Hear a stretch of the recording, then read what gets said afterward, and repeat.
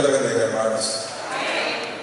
Para mí siempre es un honor estar aquí en este lugar, sirviendo primeramente a Dios y poniéndome a disposición de ustedes, nuestros hermanos.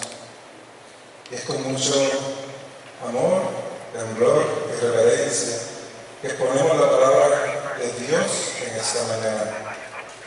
Y acompáñenme en Romanos 12,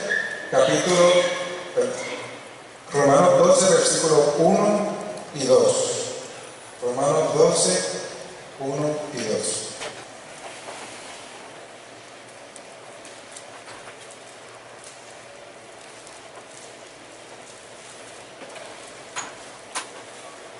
Y puesto de pie en reverencia a la palabra ser leída, quien así pueda.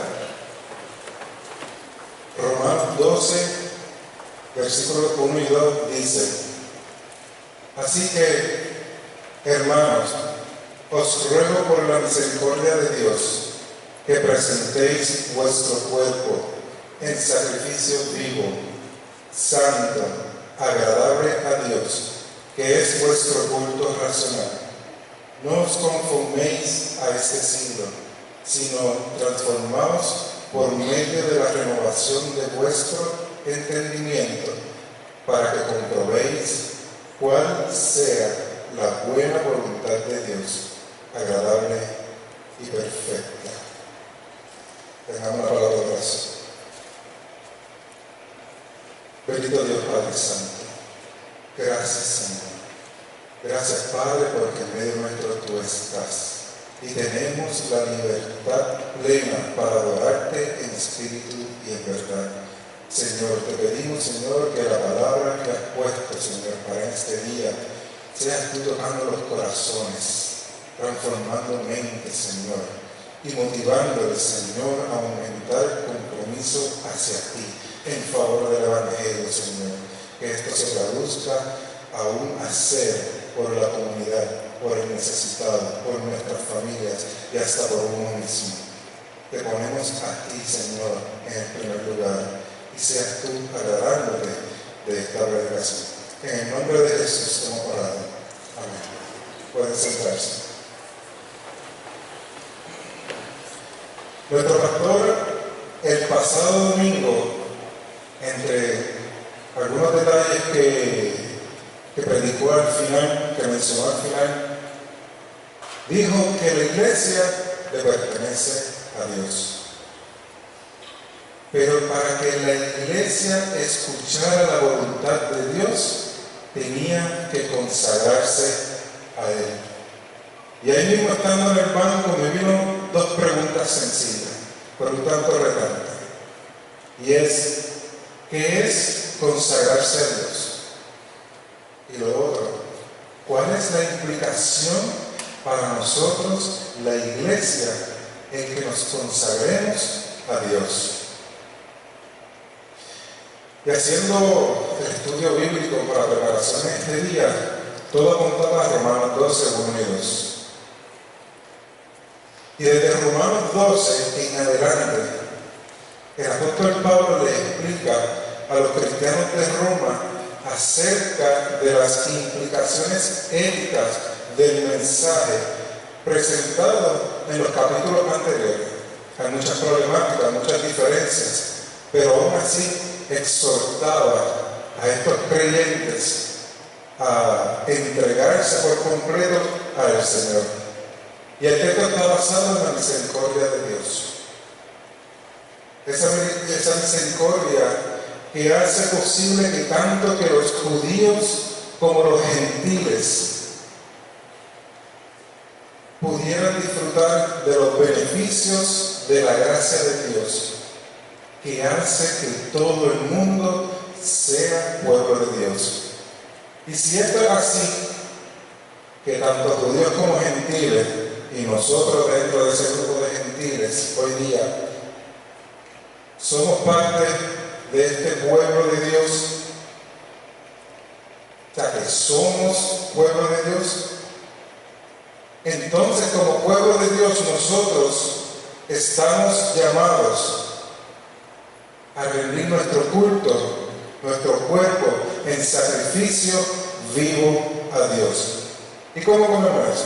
Bueno, el sacrificio en sí no debe ser entendido como el sacrificio del Antiguo Testamento, en que mataban a los animales, los sacrificaban, y al momento de presentarlo estaban muertos. No debemos de entender que sea ese tipo de sacrificio, sino que debe de entenderse que el cuerpo representa la totalidad de la persona y que ofrece sacrificios espirituales agradables a Dios por medio de Jesucristo. Así que nosotros tenemos que ofrendarnos a Dios. Y al presentarnos vivos, santos y agradables a Dios, nuestra vida ha de ser de dominio de Dios. A la que nosotros nos presentamos a Dios, somos de dominio de Dios. Así que esto tiene una gran implicación en nuestra ética y nuestra moral. Y como dice Gálatas 2:20,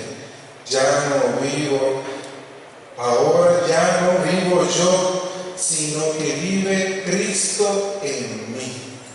Así son las implicaciones éticas y moral. Y si digo que Cristo vive en mí, entonces mi ética y moral ha de regirse según los valores del reino de Dios. Significa que si nosotros decimos ser creyentes, y si nosotros decimos que hemos entregado nuestra vida al Señor, y si decimos que nuestra vida le pertenece a Dios, nosotros no tenemos doble vida y tercera vida. Nosotros no venimos aquí al culto a decir que adoramos a Dios, mas sin embargo hacemos las cosas del mundo cuando estamos en la calle. Nosotros no decimos que venimos aquí a adorar a Dios y que nos portamos de Él de tal manera según Dios nos exige, pero en nuestro hogar le faltamos el respeto a nuestros amados y nuestras amadas, a nuestros niños, a nuestros vecinos y vecinas. Nosotros no podemos decir que venimos aquí a adorar a Dios en espíritu y en verdad, y cuando vamos al trabajo somos gente de opresión a aquellos que están por debajo de nosotros, o no obedecemos y hacemos las cosas en rectitud según nos han solicitado. Y un ejercicio espiritual que nosotros podemos llevar a cabo es que todas las mañanas nosotros vayamos ante la presencia de Dios y podamos decirle a Dios: Señor, te presento mi cuerpo como un asunto completo, en espíritu y en alma. Me presento como sacrificio vivo, de negación a mí mismo sobre lo que es las pasiones de la carne, sobre aquello que yo quiero hacer que no debo de estar haciendo, y mostrarnos disponibles y dispuestos al servicio de Dios. Igual en la noche, usted ve en la mañana, tiene muchos jóvenes, pero en la noche antes de dormirse, escoja su mejor tiempo del día. Y a lo mejor en la noche usted puede decir: Señor, aquí te entrego mi día, lo que he hecho. Según yo, hice lo mejor que pude, pero vengo a ti confiadamente que has de mostrarme aquello que debo de mejorar en mi vida, aquellas situaciones que debo de enfrentar para ser mejor cada día y poder entonces entregarme plenamente en espíritu y en verdad a ti. Y tengo un breve testimonio de esto. Hace como unos 10 años, cuando daba mis primeros pasos en el Evangelio, esta misma palabra de Romanos 12, 1 y 2, el Señor me la reveló. Y de verdad que no conocía mucho de palabras. Tuve que preguntar, tuve que acudir a otras personas, pero Dios me reveló algo en particular. Y era que para yo decir que mi compromiso era genuino y haberme entregado mi vida a Él como estaba diciendo, yo tenía que atender unas situaciones que había dejado en el pasado. Y Dios me mostró cada una de las personas donde yo tenía que ir y presentarme, o llamarlos si estaban lejos, y decirle: perdón por lo que he hecho. Y Dios me estaba pidiendo que rompiera mi orgullo. Y Dios estaba diciendo: los valores del reino son primero y las cosas del mundo se quedan atrás. Así que mi orgullo no podía permanecer. Mi orgullo tenía que ser derrotado. Y yo tenía que humillar cercano a las personas. Y eso no significó que todo el mundo me perdonó. No, pero yo fui obediente. Y a través de esa experiencia es que yo pude demostrar entonces que verdaderamente yo estaba dispuesto a entregar mi vida enteramente a Dios. Y no se trata de ser perfecto, pero se trata de reconocer y entonces enfrentarnos con el poder de Dios, el Espíritu Santo, a esas dificultades, esas problemáticas que nosotros tenemos en nuestra vida para ser mejor, para ser buenos cristianos. Y esto que pareció ser un tanto racional y lógico es precisamente lo que la palabra nos invita. Dice: tiene que ser un culto racional. Usted tiene que pensar en las cosas que han pasado. Usted tiene que entonces tomar decisión para ser transformado. Y esto tiene un ente espiritual. Porque si usted lo hace en el vacío, así porque sí, y no hay un propósito de crecimiento espiritual, bueno, pues usted que ha sanado y todo esto, pero no es cristiano. Se supone entonces que nuestro culto racional, que es lógico, también espiritual, nos enseña que el culto a Dios no solamente se da aquí en el templo con los hermanos, sino que se da en todo momento, en todo lugar donde yo me encuentre, y se expresa en la totalidad de nuestras actividades cotidianas, en el cual esto se dirige a una entrega y adoración constante a Dios, de mi parte hacia Él.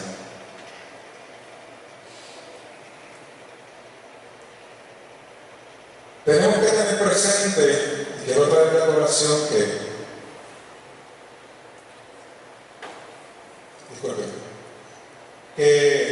una mala lectura de este texto es sumamente peligroso, especialmente sobre esto del sacrificio vivo. Porque pudiéramos estar diciendo: tú, hermanita, sacrifícate a lo que yo digo. Tú, hermanito, sacrifícate a esta cosa. Y no se trata de sacrificio, no se trata del dominio hacia el otro, se trata de uno sacrificarse, de uno entregarse al Señor y no al hombre. Y si venimos a ver y reflexionar un poco hacia atrás en la historia de nuestro país, hasta los días presentes, muchas mujeres han vivido en carne propia lo que es el sacrificio vivo, que han sido pisoteadas, que han sido maltratadas, que han sido violadas. Y no es ese sacrificio el que se está viviendo. Se ha experimentado grandes sufrimientos muy destructivos que han dejado huellas muy profundas en su ser. Ese es con el mejor de la suerte, porque han perdido la vida también. Y lo lastimoso de esto es que en muchas ocasiones nosotros mismos los cristianos somos capaces de hacer esto. Cometemos esta injusticia, escuchamos sobre violencia, la podemos ver y no hacemos nada al respecto.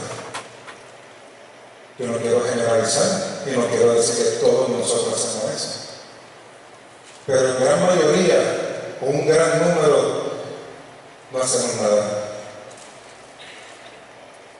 Ante esto, nuestra sociedad, nuestras familias o hasta nosotros mismos simplemente miramos hacia el lado, no decimos ni hacemos nada, en particular en buscar ayuda a nosotros mismos o tan siquiera en denunciar aquello que es injusto.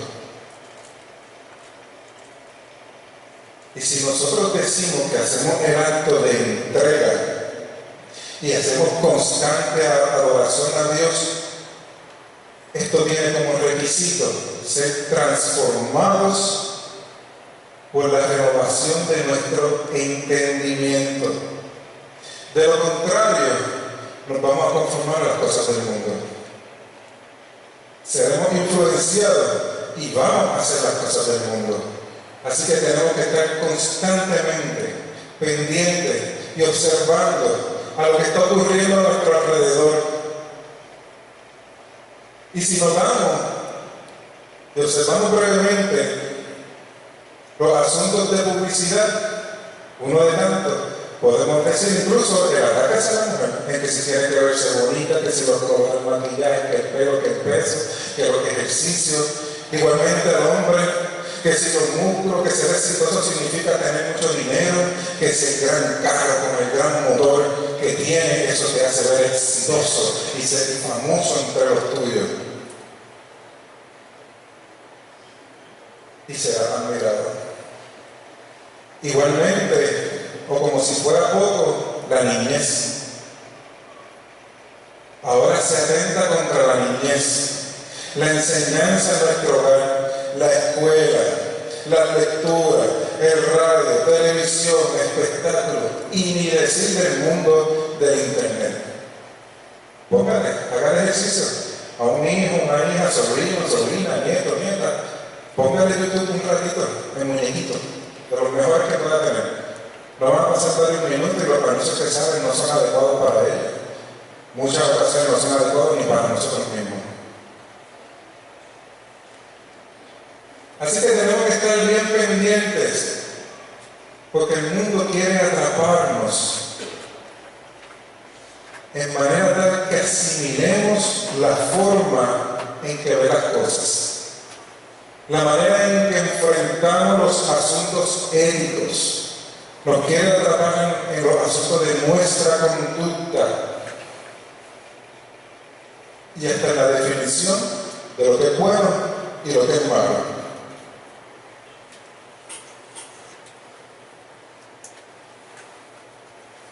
Si no nos cuidamos de estas influencias, afectará nuestra manera de ver al mundo y lo veremos como bueno, y afectará nuestra manera de ver lo que son las enseñanzas de la iglesia y las veremos como malas. ¿No es acaso lo que a veces vemos en televisión? Como dicen, la iglesia, ¿verdad? Y nosotros los del mundo hacemos lo correcto. Eso es lo que veo, yo por lo menos lo veo.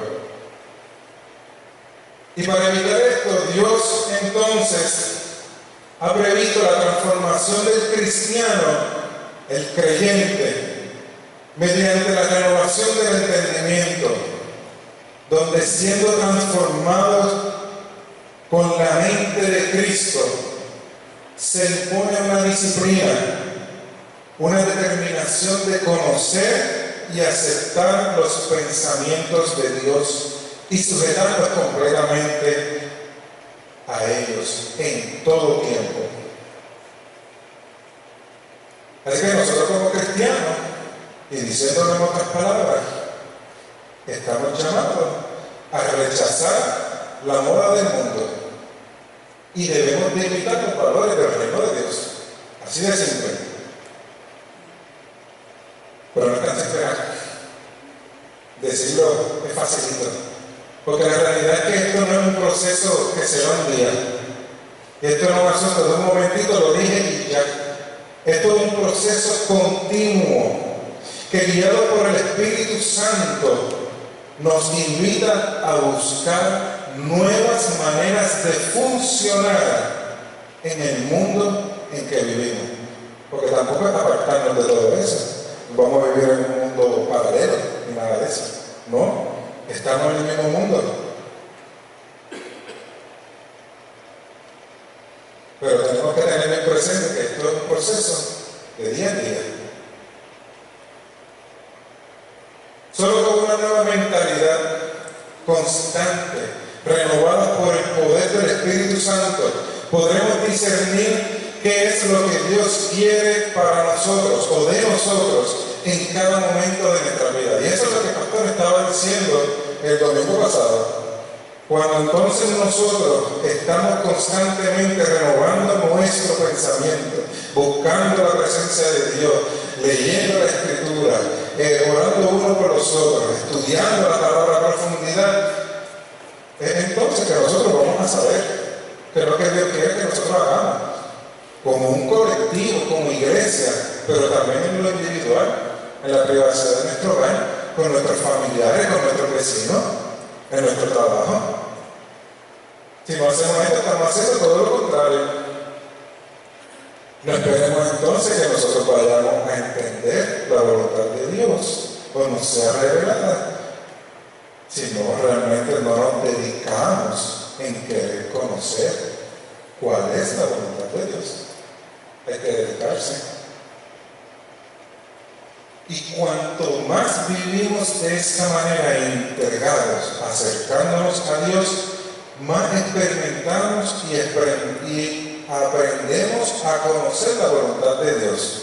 Así que no sería un nicho el plantear la pregunta de decir cuál es la voluntad de Dios. Bueno, ¿por qué? Porque estoy en constante conexión con Él. Y si vivimos conforme a los valores del reino y eso nos trae paz, vaya, que si no, Dios se va a encargar de detenernos.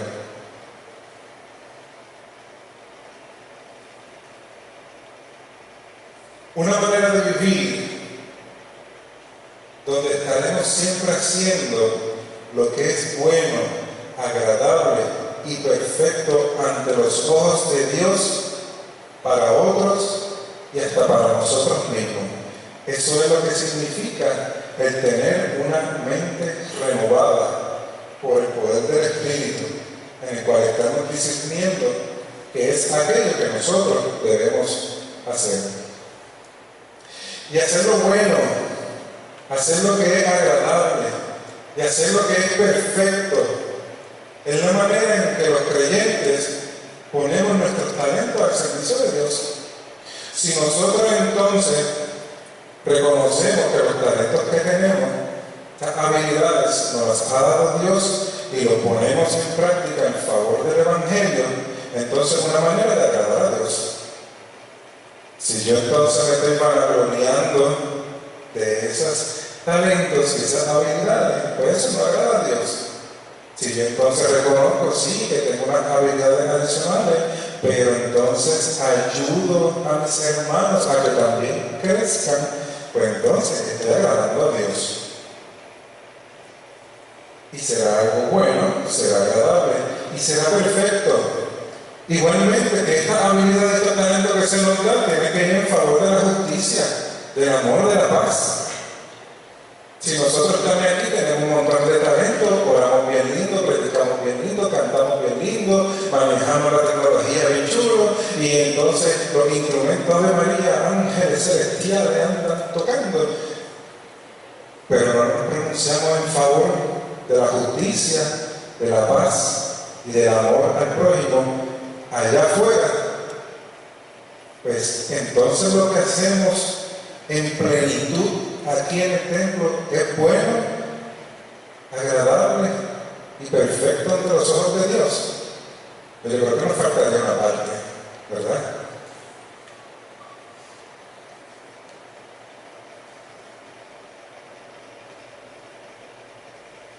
Y yo creo que un punto bien importante es las relaciones de nuestra comunidad. Nuestra comunidad tiene que tener una saludable relación y es de suma importancia atender adecuadamente esto, porque de esta manera, en cómo nos encontremos como comunidad, así mismo será nuestro acercamiento ante las tareas que tengamos que hacer en favor del Evangelio. Si nosotros como iglesia estamos tirando para un lado y para el otro y buscando de alguna manera ver qué es lo que el otro hace mal y resaltando aquello que no me gusta, en vez de tendiendo puentes y acercándonos unos a nosotros, bueno, pues entonces vamos a tener unas ejecuciones un tanto contrarias y posiblemente los resultados sean dañinos. Si nosotros entonces internamente no estamos saludables, ¿cómo podemos ayudar al mundo? Si nosotros no nos entregamos nuestro cuerpo, alma y espíritu al Señor completamente, si Él nos rige nuestras vidas, si nosotros de vez en cuando divagamos sobre los valores del reino,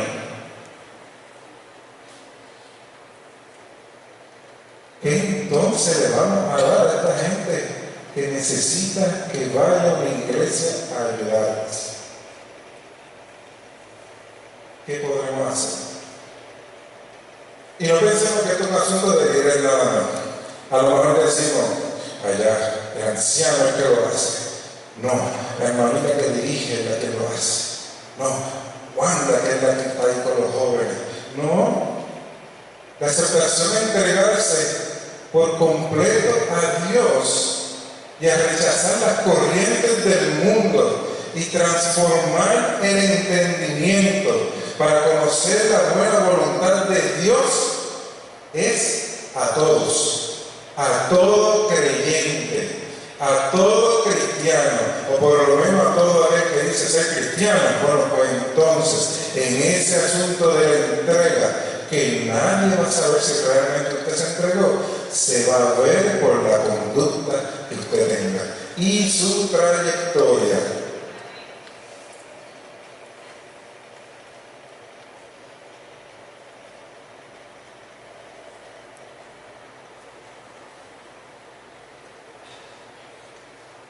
Porque así mismo Dios reparte bendición a todo el mundo.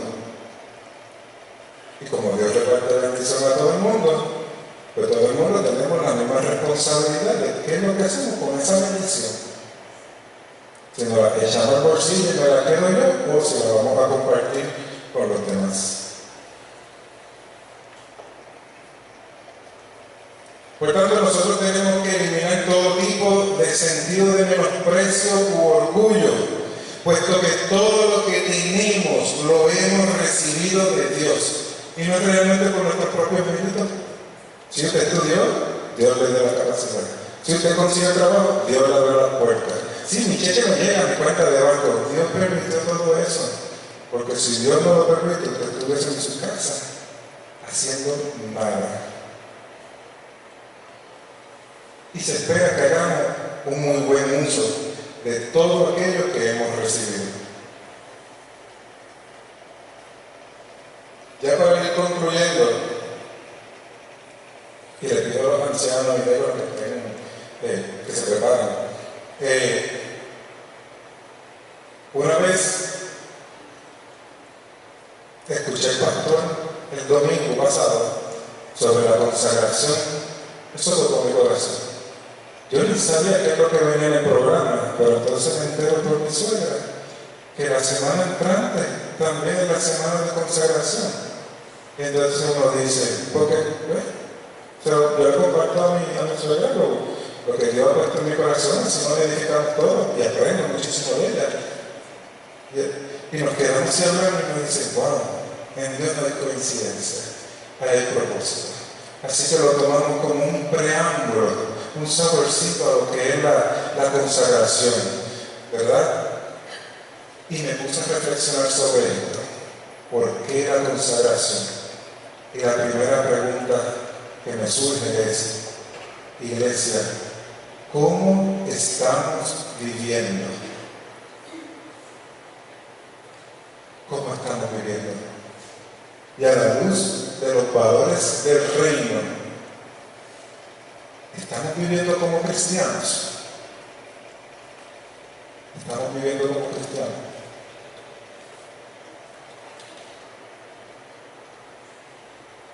¿Cómo estamos viviendo? Así como Cristo, que por amor se entregó a sí mismo por nosotros, como ofrenda y sacrificio agradable a Dios, el Señor nos invita a todos a rendir totalmente nuestro ser a Él. Y esto es haciendo sacrificio vivo, que no es necesario morir para servir a Dios. Santo, que el creyente debe apartarse del mal, del pecado y de todo lo que lo conduzca a muerte, y agradable, porque Dios desea la práctica del amor y la misericordia. Haciendo esto, seremos transformados por el poder de su amor. Al cambiar nuestra manera de pensar, cambiará nuestra manera de vivir. Nuestra ética y moral cristiana superará los valores que dominan nuestra sociedad. Y no viviremos conforme a esos valores, sino que viviremos de acuerdo a los valores de Dios. Significa que rechazaremos las pasiones del mundo, trabajaremos por la justicia, la paz, amaremos a nuestros enemigos y ayudaremos al necesitado. En fin, seremos ejemplo cristiano, así como Cristo es nuestro ejemplo de obediencia para con el Padre. Seguir a Cristo y reflejarlo en todo lo que hacemos es hacer la voluntad de Dios, que es buena, agradable y perfecta.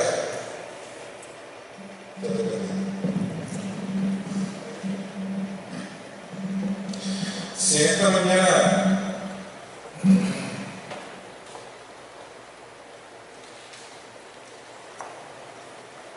de consagración usted se ha sentido como que un tanto retado, usted ha sentido como que el mensaje le ha hablado, que ha tocado su corazón y que le mueve a usted a consagrarse a Dios, esta es la mañana. Esta es la mañana para que se presente al altar, se presente ante Dios y le diga: Señor, heme aquí, me entrego a ti. Aquí los ancianos diáconos están disponibles para así recibirles en oración. Dios los bendiga.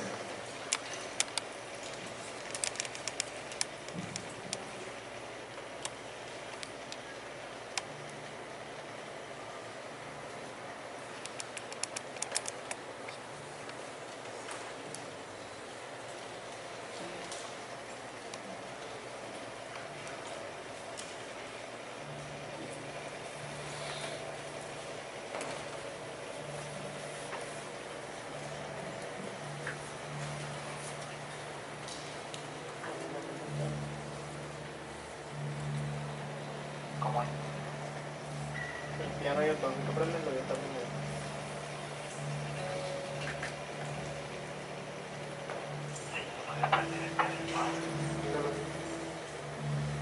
El 3 y 4, así. Y el 3.